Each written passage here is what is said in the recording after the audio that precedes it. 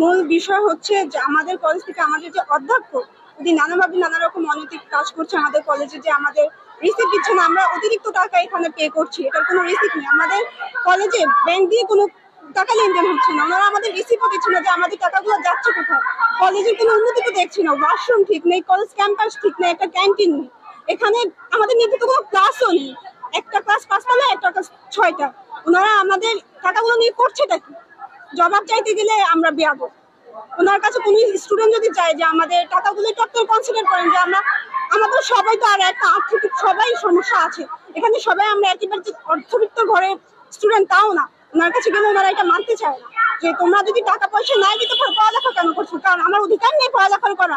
আমি কোনো কিছু আপনাকে জিজ্ঞেস করতে পারবো না, আমি টাকা দিচ্ছি, এটা আমার অধিকার। আমার টাকাগুলো কোথায় যাচ্ছে আপনি বলেন না।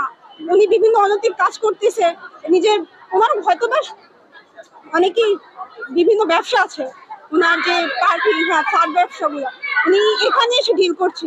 এটা তো আর ওনার পার্সোনাল কোনো চেম্বার নেই এই জিনিসগুলো করা, এটা তো অনৈতিক। উনি আমাদের দাবিগুলো মানছেন না, ওনার কাছে দাবি নেওয়ার পরে উনি বলছেন যে এই যে সাময়িক কালের জন্য উনি আমাদের দাবিগুলো মানছেন, তারপর আবার উনি টাকাগুলো বাড়াবেন, এখান থেকে কভার করবে যে টাকাগুলো আমরা দিচ্ছি। এটা অযৌক্তিক, এ কারণেই আজকে আমরা এখানে উপস্থিত।